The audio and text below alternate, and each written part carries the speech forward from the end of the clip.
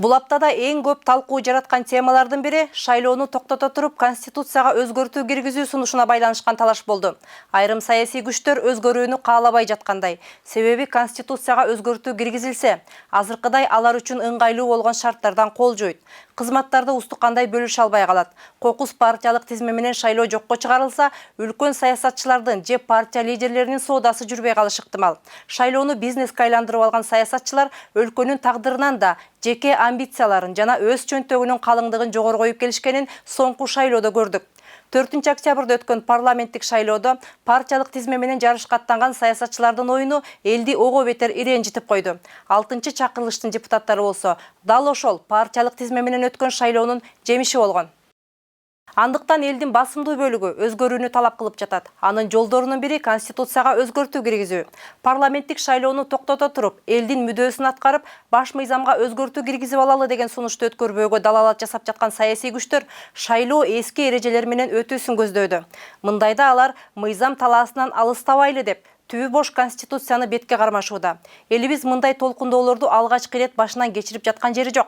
2005-2010 жылдары да дал ушундай жолдон басып өткөнбүз. Дал ошол мыйзам талаасынан четтебейли деп талап кылып жаткандар. 2010 жылдагы революциядан кийин мыйзамды эстебей бир катар чечимдерди декреттер аркылуу кабыл алгандары эстеринен чыгып кеткенби?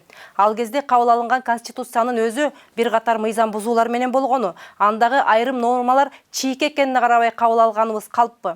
Эгерде ушул турпатында баш мыйзамды өзгөртпөй туруп шайлоо өткөрсөк, кайра эле эски кемчиликтер кайталанбайт дегенге кепилдик барбы?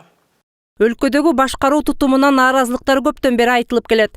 Президенттик бийлик ченемсиз болуп, бирок жоопкерчилик жагы каралбаганы айтылып, 2010 жылы өлкө парламенттик башкаруу системасын өткөн. Бирок толук түрдө парламенттик башкаруу болбой, эл өкүлдөрү президенттин жетегине алдырып, чөнтөк парламент деген атка конгон. Талаш тартыштардын айынан Кыргыз конституциясы бир нече ирет өзгөрдү. Анын айынан улам келген бийликтин ыңгайына жараша өзгөртүүгө дуушар болуп келгени айтылып жүрөт.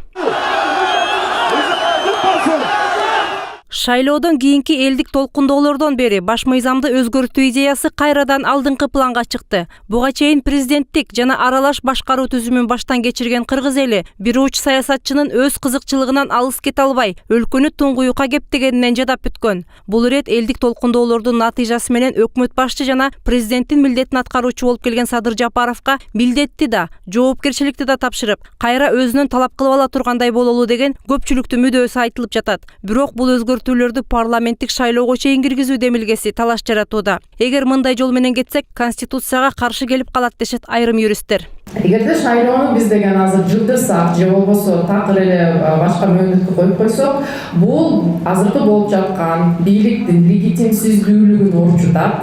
Ушул кризистен чыкканга бизге чыкпай жана туңгуюкка алып келет да. Жаш юристтердин мындай билдирүүсүн 15 партиянын өкүлдөрүнөн түзүлгөн Үмүт кыймылынын мүчөлөрү да айтып чыгышты. Андыктан алар Борбордук шайлоо комиссиясы бекитип бергендей 20 декабрда парламенттик шайлоону өткөрүүнү талап кылып жатышат. Ноябрь айы башталайын деп калганын эске алсак, бул күнү шайлоо өткөрүүгө жетишпей калышыбыз ыктымал. Себеби шайлоого чейинки процедураларда так аткарылууга тийиш. Соттун чечими менен жана айтып аткан 20 декабрга жылдырылган коюлган шайлоо, парламенттик шайлоо жокко чыккан. Административдик соттун чечими менен. Эми жогорку сотко кайрылган болсо, бүгүнкү күндө жогорку соттун чечими чыга элек.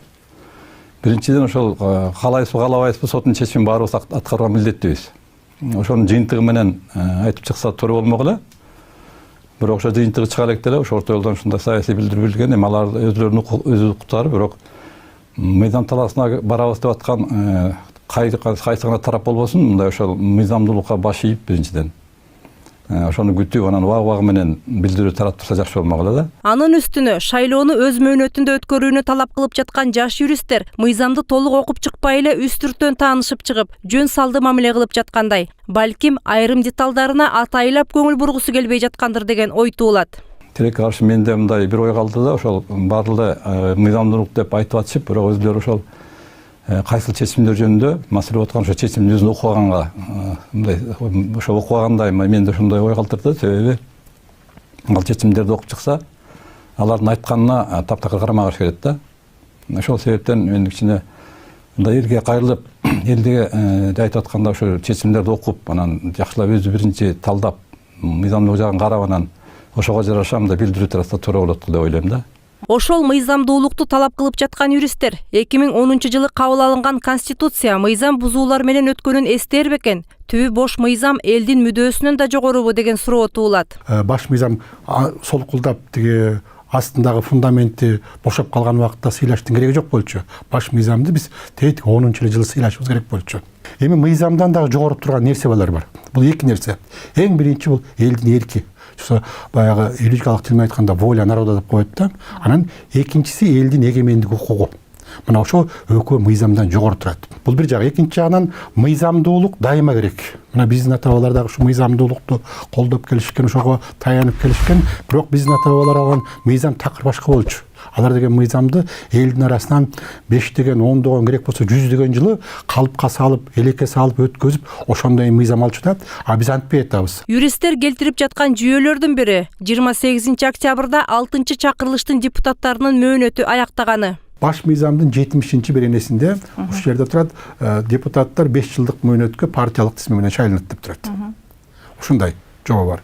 Ошондон кийинки эле 71 беренеде турат, азыркы иштеп аткан депутаттардын мөөнөтү дейт. Кийинки чакырылган, кийинки шайланып келген жогорку кеңештин биринчи жыйналышы башталган күнү бүтөт дейт. Ушундай бир оор абал болгондо бизге жогорку кеңеш керек. Ал жаманбы, жакшыбы, жогорку кеңеш керек. Жакшы болсо да, жаман болсо да, биз баягы биздин мындай мыйзам жолундагы бийликтин бир бутагы. Эми конституциянын өзүнө келсек, бул ирет башкаруу формасын эл өзү тандап алышы керек деген пикирлер айтылууда. Ошондой эле депутаттардын санын кыскартуу, партиялык тизме менен шайлоону жокко чыгаруу талаптары айтылып келет. Кыргыздарда бир оору бар, жылдыздык оору. Мен акчам бар, азыр мен тарапташтарымды топтойм, же туугандар, достор топтойм, бир партия түзөм, шайлоого катышам деп туруп. Ошондуктан бул партияларды биз эске алган жок болобуз. Эгерде астынан эл тарабынан түзүлгөн партиялар болсо, анда партиялык шайлоо жүргүзсө болмок. Анткени элдин катмары кенен көрсөтүлгөн эле. Азыр болсо үстүнө бир миллионер, миллиардер же башка сөз менен айтканда олигархтар өзүнчө партия түзүп алып туруп, шайлоого катышабыз дегенде булар жасама партиялар. Булар эч кандай демократиялык партиялык система тиешеси жок. Ошондо биз каршы чыгып атабыз азыр. Мына шайлоону көрүп атабыз.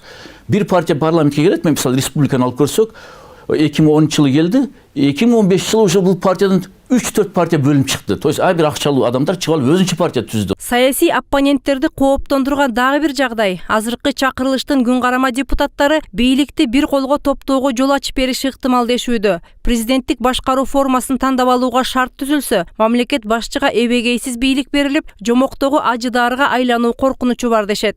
Карама каршы монстр кылбагандай механизмдерди койбосок, ал монстр болот.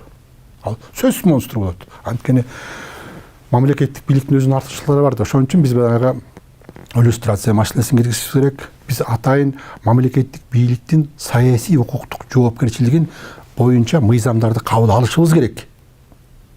Анан жанагы тегерде мамлекеттик бийлик өзүнүн убадасын аткарбаса, мыйзамдан чыгып кетсе, аларды биз кайра чакырып алышыбыз керек. Керек болсо аларды сот укуктук жоопкерчиликке тартышыбыз керек. Шайлоо адилетсиз өткөнү элдик толкундоолорго, анын аркасы менен өлкөнү чоң бурулуштарга алып келе турган өзгөрүүлөргө жол ачты. Анын шарданы менен абактан чыгып, өкмөт башчы жана президенттин милдетин аткаруучу болуп келген Садыр Жапаровдон эл өзгөрүүнү талап кылууда. Борбордук шайлоо комиссиясы президенттик шайлоону 10 январга белгиледи. Президентти тандап алган соң баш мыйзамга киргизиле турган өзгөртүүлөр коомдук талкууга чыгарылып, башкаруу түзүмү элдин тандоосуна коюлат. Баш мыйзам аркылуу мындан аркы жолду тандап алган соң гана парламенттик шайлоо өтүүгө тийиш деген пикирлер басымдуулук кылууда.